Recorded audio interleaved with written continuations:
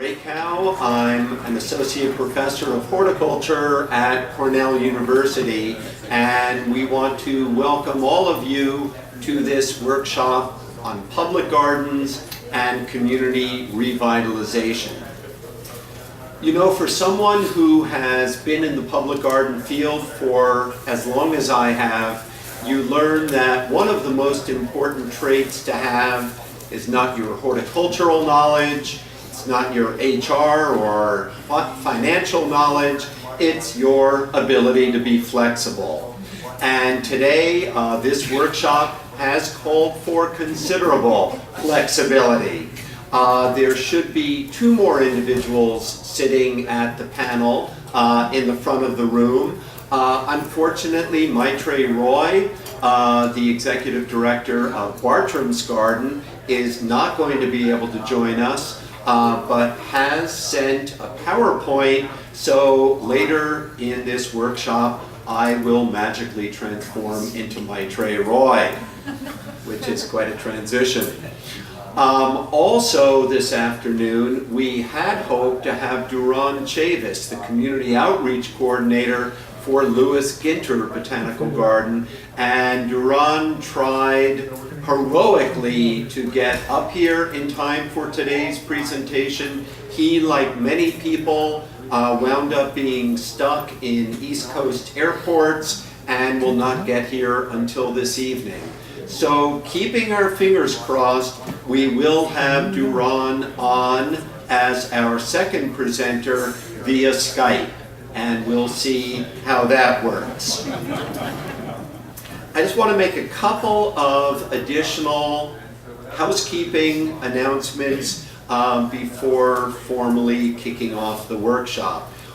The first is, having attended a workshop in this very room this morning, I learned that this and the adjoining Webster rooms have essentially no soundproofing.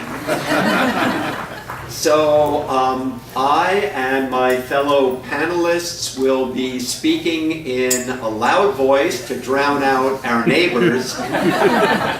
And we ask that when all of you ask your questions, you use equally robust voices.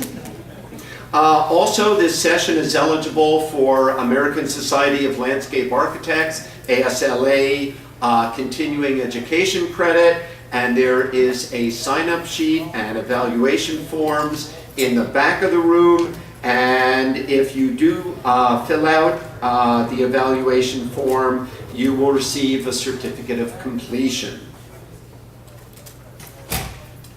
So I want to talk a little bit about where we as a public garden field are at this point. And I should mention that I served for 20 years as the executive director of what was then Cornell Plantations and what is now Cornell Botanic Gardens. We're at an intriguing juncture.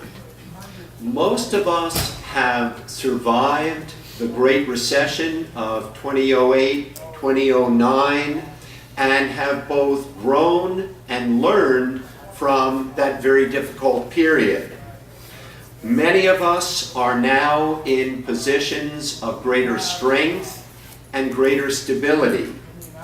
But it's vital that we not confuse strength with being inclusive.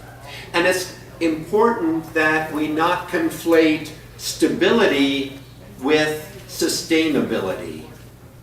To truly reflect the diversity of ethnicities, of national heritages, of economic values, of educational levels, public gardens need to reach out beyond their gates and to offer their services to often hurting communities that surround them, both to learn how they can play roles to lift up those communities, as well as to learn what resources those communities and their residents can bring to the garden to enrich its programs.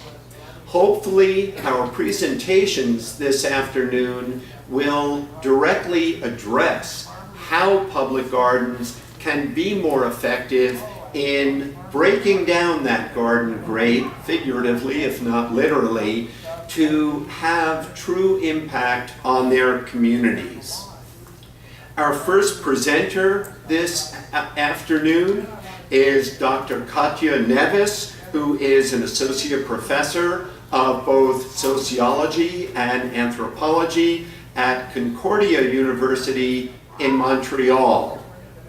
Dr. Neves investigates the contemporary reinvention of the botanical garden. She looks at the botanical garden as an agent of both social and ecological biodiversity conservation.